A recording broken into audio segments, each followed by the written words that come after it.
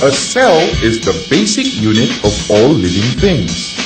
An animal cell has a cell membrane, a nucleus, and cytoplasm. A plant cell has a cell membrane, a nucleus, and cytoplasm as well. It also has a cell wall, a vacuole, and chloroplast.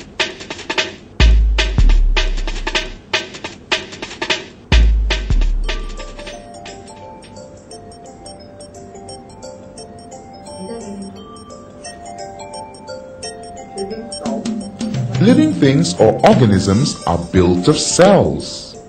Some organisms are very tiny. We can only see them under a microscope. We call them microorganisms. Some microorganisms have just one cell. Imagine, just one cell and it is a living thing.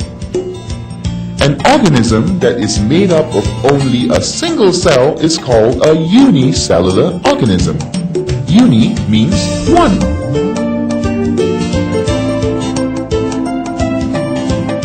An organism that is built of more than a single cell is called a multicellular organism.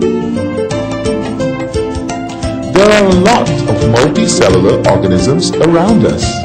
Most of them are big enough to be seen.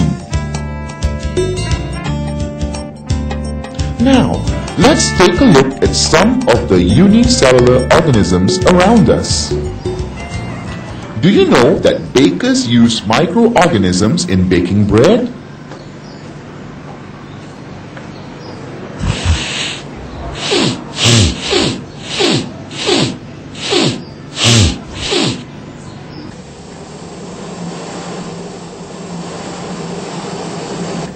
This is baker's yeast. When we add yeast into bread dough, the dough rises or expands. This is how yeast looks like under a microscope. Okay, can you tell which bread has yeast in its dough?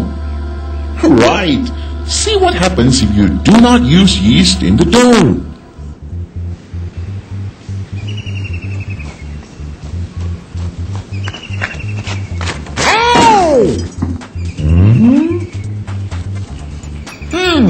What we see here are thousands of unicellular microorganisms called Pleurococcus.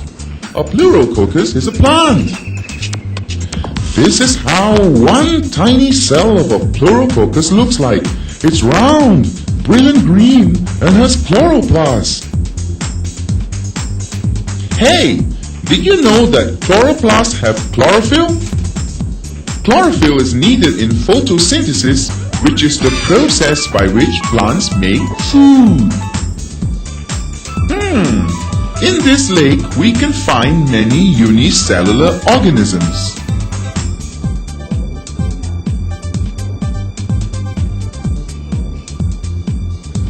Come on, let's take a look at the organisms from the lake under a microscope.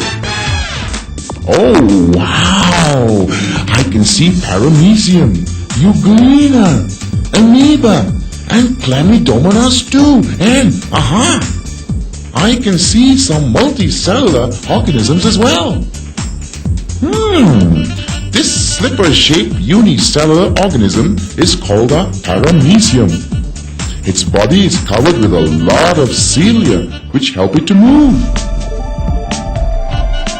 Hey, look! Parameciums move in a spiral manner. An amoeba is a colorless, jelly-like unicellular animal. It can change its body shape because its membrane is thin and flexible.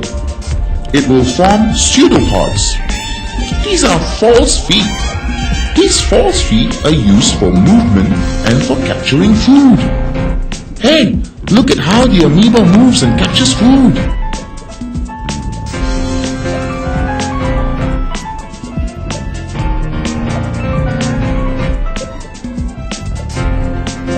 Euglena is a unicellular plant because it has chlorophyll for photosynthesis. However, it also has an animal characteristic, a long flagellum used for movement. Whee! This green organism has a tiny red eye spot. It is sensitive to light. Ow! Besides photosynthesis, the euglena can also absorb food from water. Another unicellular organism, which is a type of plant and moves with the help of the flagellum, is called the Chlamydomonas. This plant moves towards moderate light but away from strong light. You have seen examples of unicellular microorganisms. Which of these microorganisms are plants?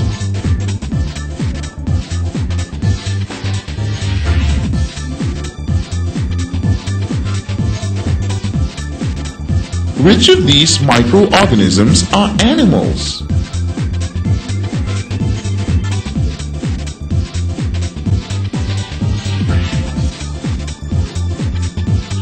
Name the microorganisms that can move.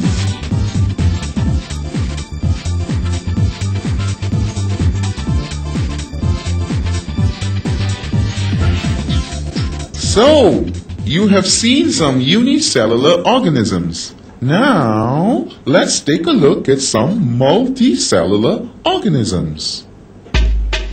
Organisms that are made up of more than one cell are called multicellular organisms. Eee! Fungus! This fungus is called mucor. Although it is very tiny, it is still a multicellular organism. Black bread mold is a type of mucor. It grows on stale bread. Ugh. The circular structure seen through a microscope is called sporangium. Sporangium contains spores. They are white at first but become dark as their spores mature. When the sporangium bursts, the spores become bread mold. Can you see those green plants on the surface of this pond? They are called spirogyra. Besides spirogyra, there's another multicellular organism that we can find here. It's called the hydra. Let's find out about both of them. This green plant is called spirogyra. Spirogyra is a multicellular plant, and this plant gets its name from the arrangement of its chlorophyll. The chlorophyll extends from one end of the cell to the other, like a spirally twisted ribbon. Freshwater hydra is a small multicellular animal. Its body is built by 2 layers of cells. There are tentacles around its mouth. These tentacles are used to capture its prey. The tentacles draw the prey towards its wide open mouth. We have discussed these multicellular organisms. Can you name a few multicellular organisms that you can see around you? Do you think human beings are unicellular or multicellular organisms? Human beings, like other multicellular organisms, are made up of many different types of cells.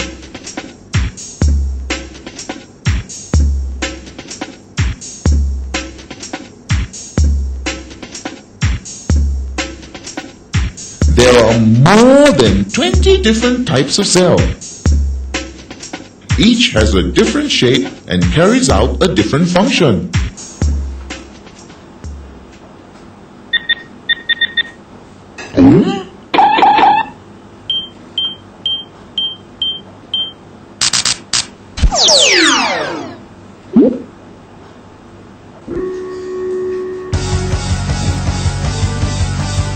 Hey, wait! Hey!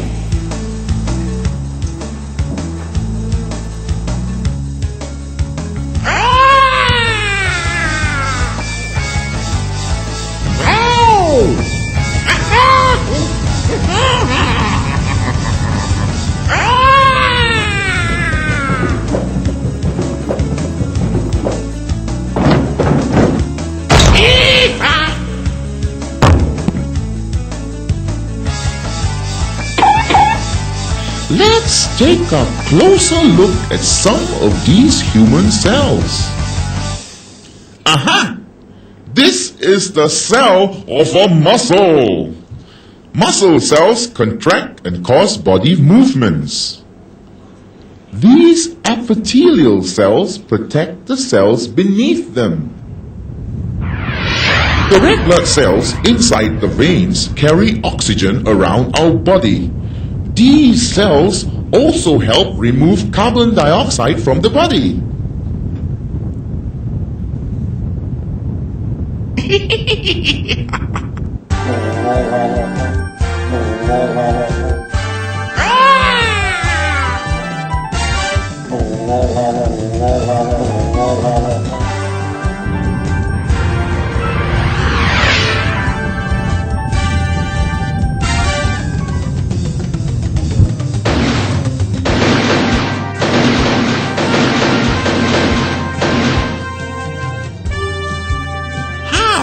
White blood cells kill bacteria and viruses that enter our body. And these fat cells store fat. Connective cells join other types of cell together.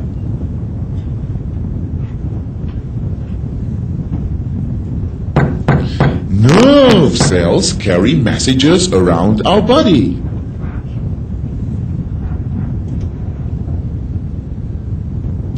Can you name any other types of cell found in the human body? Do you know what these cells do? Cell organization. A group of similar cells that carry out the same function will form what is called a tissue.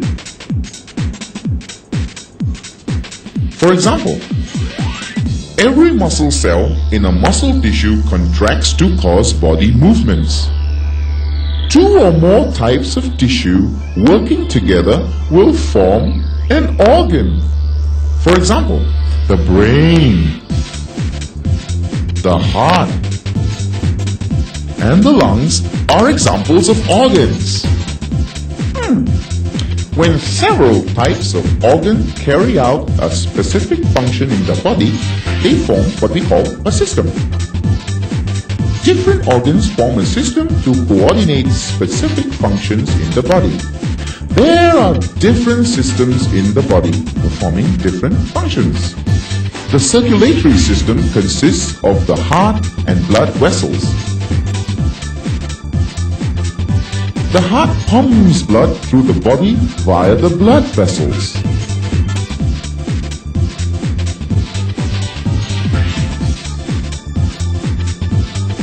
The mouth, salivary gland, esophagus, pancreas, stomach, intestines, and rectum form the digestive system.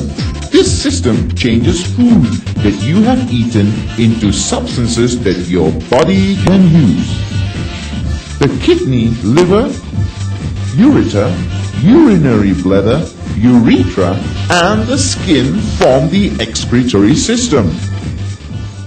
The excretory system removes waste from the body. Woohoo! Professor Blue! It's my turn, isn't it?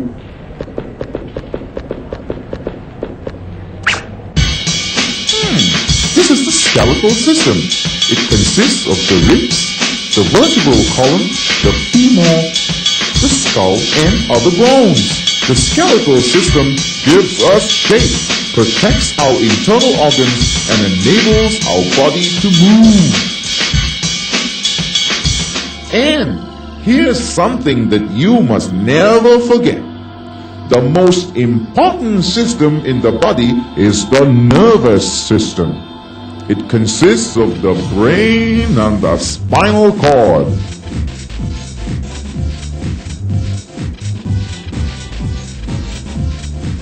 So, organs form systems to coordinate special functions in the body. These systems help us carry out the daily processes of life normally and efficiently. All the functions of these systems are controlled by the brain. Wow! Do you know what this means? It means we are very complex organisms. Well, it starts with the muscle cells. Not just one muscle cell, but many of them together. When cells work together like this, we call it a tissue, muscle tissue. These muscle tissues get help from my bones and nerve tissue to make my arm move. That's right! Complex organisms have systems that carry out processes that are important to daily living. By now, I'm sure you know two things. Number one, that your body is made up of millions of cells, and two, that these cells are the basic units of bigger groups called systems. Let me make that clear. See, I'm bending my arm, and just what helps me to do this?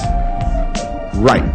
So, the muscle cell group forms the muscle tissue, and the nerve cell group form the nerve tissue, and the bone cell group form the bone tissue. All these tissues work together to form the organ, my arm. My arm and several other organs work together to form a system. So, that means when I bend my arm, I am using the musculoskeletal system, that is the muscle system and the skeletal system.